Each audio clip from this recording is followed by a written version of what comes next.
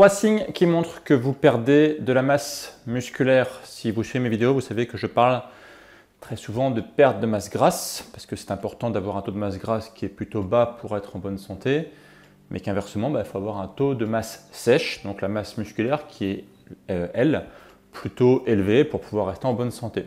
Parfois, lorsque vous commencez des régimes, et vous faites des erreurs, quand vous faites des choses mal, ce qui peut se passer, c'est que vous perdez de la masse musculaire.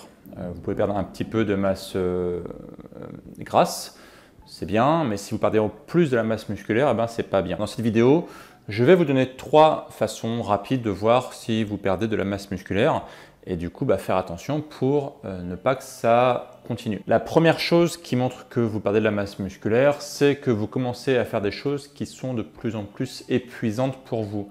Par exemple, monter les escaliers, porter des packs d'eau, porter votre enfant dans les bras. Si vous commencez à voir que ça commence à devenir un petit peu compliqué, alors qu'avant vous pouviez le faire de façon plutôt simple, ça peut être un signe, bien sûr ce n'est pas le signe absolu, mais ça peut être un signe que vous perdez de la masse musculaire. Donc faites attention à ça, sachant que de base, de toute façon, quand vous ne faites pas de renforcement musculaire, vous allez perdre avec l'âge de la masse musculaire. Il faut savoir qu'il y a une maladie, si on peut dire, qui est presque, je dis bien presque, c'est important, inévitable, qui s'appelle la sarcopénie, qui est la fonte de la masse musculaire avec l'âge. C'est-à-dire que plus vous vieillissez, plus votre taux de masse sèche, donc votre masse musculaire diminue. Le truc, c'est que c'est pas complètement inévitable. Vous pouvez en fait conserver votre masse musculaire à condition de faire travailler votre masse musculaire. Ça, c'est un truc qui est très important, que je répète très souvent. Je vous dis que le renforcement musculaire, c'est quelque chose qui doit faire partie absolument de tout quotidien de toutes les personnes, parce que justement en perdant de la masse musculaire, vous allez avec l'âge développer des pathologies comme par exemple des mal de dos, des faiblesses au niveau de votre squelette qui vont elles-mêmes emmener d'autres pathologies, etc., etc.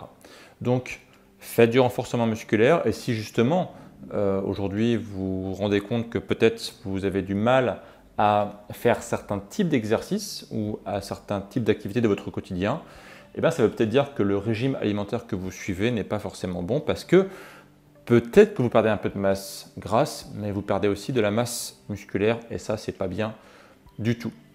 Le deuxième indice qui peut montrer que vous perdez de la masse musculaire, c'est une fatigue chronique qui peut s'installer. Vous êtes très souvent fatigué, vous avez du mal à faire des choses qui sont extrêmement simples, comme, je sais pas moi, marcher dans la rue, faire la vaisselle, étendre votre linge. Ça vous demande une énergie que vous n'avez pas. Et ça peut être justement un signe que votre corps commence à s'affaiblir, qu'il est de moins en moins capable de faire des choses qui avant étaient simples. Donc une fatigue chronique qui s'installe. Alors la fatigue chronique, attention, il peut y avoir plein de raisons qui peuvent expliquer une fatigue chronique. Ça peut être des raisons physiologiques, ça peut être des raisons psychologiques.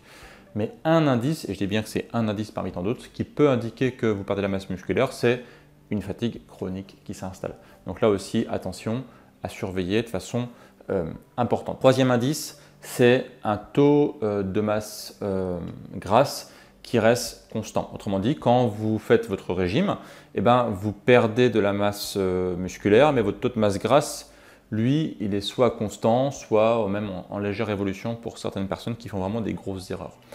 Donc si bien sûr votre taux de masse grasse reste stable, mais que votre taux de masse musculaire diminue, vous allez complètement dans le mur, vous faites les choses très mal.